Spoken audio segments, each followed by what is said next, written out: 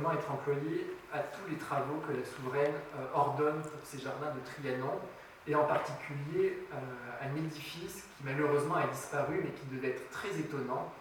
Je veux parler du jeu de bagues chinois. La reine le fait aménager à partir de 1775-1776 et elle en confie tout d'abord la sculpture à Augustin Bocciardi, qui, vous voyez, il était toujours dans les parages. Quelques années plus tard, elle se plaint du mauvais temps et du fait que lorsqu'il pleut, elle ne peut pas jouer à la bague, c'est-à-dire, je ne sais pas si vous voyez bien le dessin, on devine ici des sièges qui permettaient aux joueurs de s'y asseoir. Alors, il y avait des domestiques en partie souterraine qui faisaient tourner le jeu. Et ils étaient censés attraper donc, les colifichets qui étaient pendus à ce jeu-là. Donc dans les années 80, la souveraine décide de faire aménager une galerie dans le pur goût chinois, en tout cas ce que l'on imagine être la Chine à l'époque, et il revient à Joseph Deschamps justement de réaliser les perles, les clochettes, on a 95, les 2100 fleurons et encore les 16 dragons, le tout en plomb, peints au naturel, qui viennent orner les toitures de cette délicate galerie qui malheureusement a disparu après la Révolution française. Vous voyez vraiment, Deschamps touche absolument à tout, et même à des choses qu'un sculpteur, notamment un sculpteur qui a travaillé à l'Académie royale, ne ferait jamais. Je veux parler de ces cascatelles qui ornent les différents endroits du parc, qui sont complètement recomposées, et tout ça est artificiel, fait à partir de blocs de pierre meulière, et c'est vraiment, là encore, Richard Mille qui imagine ces cascatelles, ces petits ponts qui ornent le jardin anglo-chinois de Trianon. Elles font l'objet de modèles qui sont soumis pour approbation à la souveraine, et ensuite Deschamps, qui là est véritablement un entrepreneur plus qu'un sculpteur, qui va ensuite déléguer avec toute une équipe d'artistes la confection de ces blocs de pierre meulière. C'est ainsi que, en cette qualité d'entrepreneur plus que de sculpteur, c'est à Joseph Deschamps qu'il revient de créer la grotte que la reine fait aménager en 1780-1782. On sait que, là encore, il y a un modèle qui fait quasiment plus de 2 mètres de long. Il faut imaginer ces modèles très importants qui étaient apportés à la souveraine. Et moi, je rêve d'en retrouver un. Donc, regardez dans vos greniers, on ne sait jamais. En tout cas, je ne serais pas étonné qu'il en subsiste un quelque part. C'est à partir de ces modèles donc, qu'était confectionnée la grotte. Et on va pousser le soin du détail si loin que Deschamps va même ordonner à ce qu'un de ses garçons d'atelier soit dépêché à Saint-Cloud pour aller chercher du lierre et ensuite en orner l'intérieur de la grotte, pour que la reine puisse vraiment l'apprécier. Mais ce rôle d'entrepreneur est particulièrement visible sur le rocher, qui est aménagé à partir de 1779 jusqu'en 1782, et on a l'état des journées des différentes personnes employées à l'exécution du rocher. Et ce document est particulièrement précieux car il nous montre la composition de l'équipe de Deschamps qui, dans ces années-là, pour faire face à ces chantiers incessants et importants, s'entourait de pas moins de 25 personnes. Et alors, il faut imaginer que tout ce petit monde-là était régi par une très stricte hiérarchie. Au bas de l'échelle, vous aviez les garçons d'atelier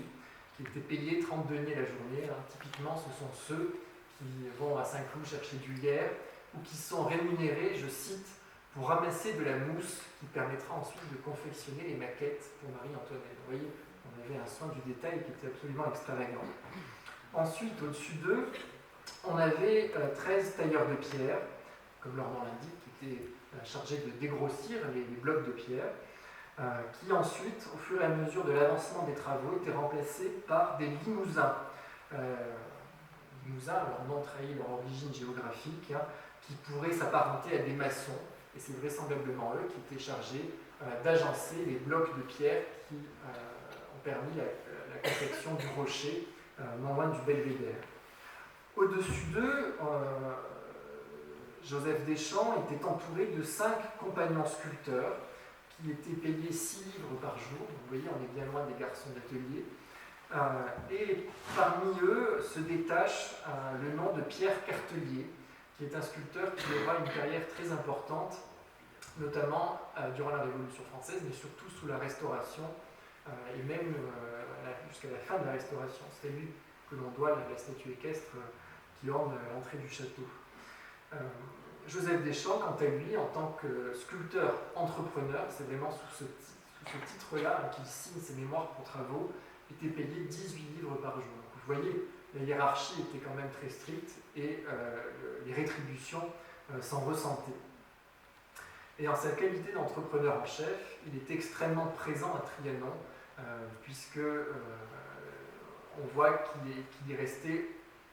2 fois plus de temps finalement que ses ouvriers. Joseph Deschamps et son équipe vont même être mobilisés lors des fêtes que Marie-Antoinette va donner pour des hôtes illustres. C'est le cas par exemple en 1781, où elle accueille Monsieur, frère du roi, puis Joseph II, son propre frère, et c'est vraisemblablement à l'occasion d'une de ces fêtes que Claude-Louis Châtelet reçoit la commande de ce tableau qui nous montre l'illumination du belvédère, et donc Deschamps était rétribué là encore pour non seulement peindre le rocher, mais également mettre des feuillages par-dessus, voire même confectionner des paravents en toile que l'on plantait dans le lac et qui servaient à dissimuler des illuminations, donc des bougies, pour recréer cette atmosphère magique que Châtelet a su si bien rendre. Joseph Deschamps et son équipe vont être rétribués pour bien d'autres fêtes, notamment la réception de l'épouse de l'ambassadeur d'Angleterre en 83, ou encore en 84 pour celle qui marqua la visite de Gustave III de Suède. Le dernier chantier auquel, pour Trianon en tout cas, Joseph Deschamps et Nick vont collaborer, c'est le hameau, qui est entrepris à partir des années 1783 et qui me permet d'évoquer certains des projets qui ne se sont pas concrétisés. Notamment, on sait par ses fameux mémoires pour travaux que Joseph Deschamps aurait dû exécuter une fontaine avec un cygne, notamment pour la tour de Marlborough, vous savez, cette fameuse tour qui orne l'étang devant lequel sont disposées les fabriques du hameau, mais surtout, dans une partie du jardin anglo-chinois, Richard Nick avait eu l'idée de confectionner, de bâtir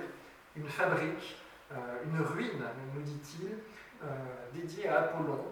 sur le modèle du temple de Vénus de Balbec, qui était connu à travers cette gravure. On est ici, en fait, Héliopolis, c'est dans l'actuel Liban, et une mission quasiment archéologique y est dépêchée en 1757, et la gravure qui en est tirée inspire Richard Nick. Malheureusement, ce temple, qui aurait été le support d'un abondant décor sculpté, avec différents épisodes narrant les exploits d'Apollon, n'a pas été validé par la souveraine et donc n'a jamais été exécuté. Mais malgré tout, Deschamps n'a pas hésité à faire un mémoire sur justement ces travaux-là. Alors au hameau, la part de Deschamps va être extrêmement faible. On a des mentions de paiement pour l'exécution d'une corniche en bois, très probablement pour la porte Saint-Antoine, qui vient clôturer le domaine royal, mais c'est à peu près tout. Et dans ces années 1786-87, date de la construction du hameau, je pense que si Deschamps n'est pas du tout présent, c'est parce qu'il était accaparé sur un autre chantier, tout aussi royal et également lié à Marie-Antoinette, celui du château de Saint-Cloud. En effet, Marie-Antoinette va racheter, Marie-Antoinette et Louis XVI, on oublie trop souvent, vont racheter le château de Saint-Cloud au duc d'Orléans en 1784. Le château, à cette époque-là, était pour l'essentiel dans l'état voulu par Monsieur, frère de Louis XIV, au début de la fin du XVIIe, début du XVIIIe siècle. Et Richard Nick, dans les années 1787-88, va être rétribué, notamment pour réaménager une partie du décor intérieur et la façade sur jardin de l'aile qui est donc à gauche. elle qui abritait donc les appartements privés des souverains, puisque le château de Saint-Cloud, si vous voulez, il y avait ici les appartements d'apparat, auxquels on accédait par l'escalier d'honneur, et tandis que l'aile à vivre, si vous voulez, où il y avait l'appartement notamment de la souveraine, à l'étage, eh bien, était accessible grâce à cet escalier qui est construit justement par Marie-Antoinette, sous la direction de Marie-Antoinette, avec Richard Nick. Richard Nick qui se voit également confier l'exécution de la chapelle qui était accessible donc depuis les appartements d'apparat. Alors Saint-Cloud, c'est un de ces châteaux martyrs qui il a brûlé lors des troubles de la Commune en 1870, si bien qu'il ne reste absolument rien des très nombreux décors de boiserie que Joseph Deschamps a pu exécuter à partir de dessins de Richard Nick. Donc on est vraiment, là on retrouve le sculpteur de boiserie comme à Bellevue, à Mesdames. Je vous mets justement une vue du grand salon de l'impératrice Eugénie, puisqu'on a la chance d'avoir non seulement des gouaches, mais également des photographies prises avant le désastre, qui nous montrent combien ces décors devaient être absolument étourdissants de virtuosité. On devine qu'on est ici dans ce plein style arabesque qui est caractéristique de l'art de cour sous Louis XV et notamment pour les intérieurs de Marie-Antoinette. Mais surtout le grand œuvre de Joseph Deschamps, bien plus que la chapelle de Saint-Cloud, ça va être la cage d'escalier, cet escalier qui dessert donc les appartements privés de la souveraine, cage d'escalier exécutée dans le plus pur style néoclassique et qui va être ornée de deux très très grands bas-reliefs qui font à peu près plus de 4 mètres de long, exécutés en pierre et qui représentent l'un le triomphe de Flore, c'est celui que vous avez à l'écran, et l'autre la course d'Atalante. Et alors, ces décors, malheureusement, ont complètement sombré avec le château dans l'incendie de 1870, mais par miracle, on conserve encore les modèles préparatoires, plus que préparatoires même, ce sont les modélies qui ont présidé à l'exécution en pierre de ces décors, qui ont pu être achetés par le musée de Philadelphie, dans lequel ils sont conservés. Et vous voyez encore tout l'héritage de Pajou et de cette vogue antiquisante que Joseph Deschamps sait si bien dépeindre. Nous avons Flore ici sur un char porté en triomphe, et le caractère antique est donné non seulement par les costumes, on retrouve cet art du drapé qui magnifie les corps féminins, mais aussi par l'arrière-plan, exécuté vraiment en très très bas relief, c'est du méplat, qui représente un temple, on a l'impression d'être dans notamment le temple de Vestale à Rome. Et ce chantier de Saint-Cloud va être fatal pour notre sculpteur, puisqu'il est victime d'un accident de chantier. Il tombe de l'échafaudage alors qu'il est en train d'exécuter ses décors, et il décède sur place le 10 février 1788. Alors, on a la chance de conserver l'inventaire après décès du sculpteur. Inventaire qui est dressé de tous ses appartements et ceux de Trianon, de Saint-Cloud, puisqu'il avait également un atelier à Saint-Cloud, mais également de sa maison à Paris. Et grâce à cet inventaire après décès, on se rend compte que notre sculpteur, qui finalement a eu 20 ans de carrière, des années 1766 jusqu'à son décès en 88, eh bien, a fait fortune, puisque à sa mort, il possède une maison importante dans la paroisse Saint-Sulpice à Paris, ainsi qu'un important atelier dans lequel sont entreposés de nombreux marbres bruts et travaillés, des figures, des vases, des outils et ustensiles de sa profession, nous disent les personnes chargées de dresser l'inventaire des biens du sculpteur. Et cet inventaire est extrêmement passionnant parce qu'il nous permet d'entrevoir tout un pan méconnu et que très probablement on ne pourra jamais préciser de la production de Joseph Deschamps. Je veux dire qu'on sait par cet inventaire que Joseph Deschamps faisait des menus travaux de marbrerie, probablement des cheminées, mais également des vases dans différents types de matériaux, et notamment des jaspes, des vases, des marbres précieux importés d'Italie, qui étaient dédiés non pas à la reine ou à mesdames, mais plutôt à des amateurs parisiens, cette clientèle d'amateurs parisiens, à laquelle, par exemple, Augustin Bocciardi également répondait. Donc, vous voyez, Joseph Deschamps a également une carrière auprès de mécènes privés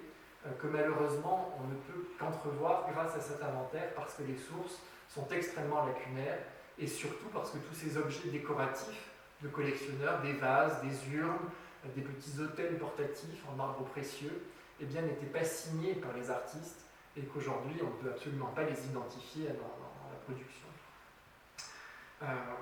On sait également que Joseph Deschamps donc, a formé Pierre Cartellier, qui en quelque sorte va maintenir à flot l'atelier du sculpteur aux côtés de la veuve Deschamps, et ce jusqu'en 1792. La veuve va continuer à jouir de l'atelier et de la maison que la reine avait mis à disposition de Joseph Deschamps à Saint-Cloud, et c'est elle qui va recevoir les paiements que les bâtiments du roi continuent de passer à Joseph Deschamps après sa mort, et en tout il va recevoir pas moins de 120 000 livres de la part des bâtiments, ce qui est une somme absolument colossale qui vous montre combien ce sculpteur a été important, non seulement à Trianon, mais auprès de cette clientèle si féminine et si aristocratique qu'étaient Marie Lesinska, mesdames, et surtout, bien évidemment, Marie-Antoinette. Je vous remercie pour votre attention et je me tiens à votre disposition pour les questions.